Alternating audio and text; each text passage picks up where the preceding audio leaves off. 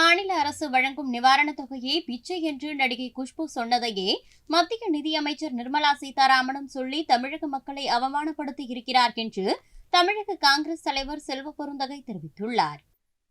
அம்மையார் நிர்மலா சீதாராமன் அவர்கள் நிதியமைச்சர் குஷ்பு என்ன சொன்னாரோ அதே கருத்தை மீண்டும் பிரதிபலித்திருக்கிறார்.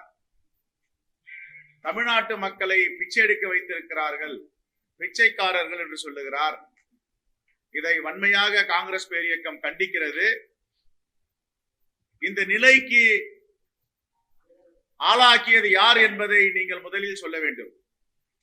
யார் உங்களிடம் பிச்சை கேட்டது?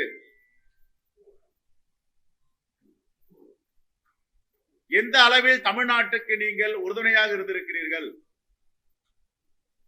37,000 கோடி ரூபாய் 100 ஆண்டுகள் காணாத பெருமழை, காட்டாற்று வெள்ளம் தமிழ்நாடு பார்த்தது. ஒரு நையா பைசா கூட இதுவரை கொடுக்கவில்லை.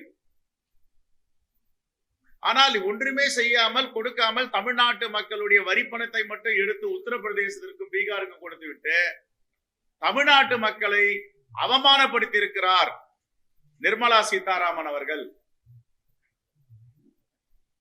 பிச்சை யார் எடுக்கிறார்கள் என்பதை முதலில் அவர் புரிந்து கொள்ள வேண்டும். அமலாக்கத்துறை, சிபிஐ, இன்கம் டாக்ஸ் போன்ற நிறுவனங்களை அனுப்பி சோதனை என்ற பெயரில மிரட்டி ஏறக்குறைய 7,000 கோடி ரூபாயை பெற்றிருக்கிறார்கள். அவர்கள் பெற்றது பிச்சையா? தமிழ்நாட்டு மக்களை பார்த்து கேட்கிறார், எது பிச்சை? இதற்கு நிர்மலா சீதாராமன் பதில் சொல்ல வேண்டும். செய்திகளை உள்ளது உள்ளபடி தெரிந்து கொள்ள ரெஃப்ளெக்ட் நியூஸை சப்ஸ்கிரைப் பண்ணுங்க.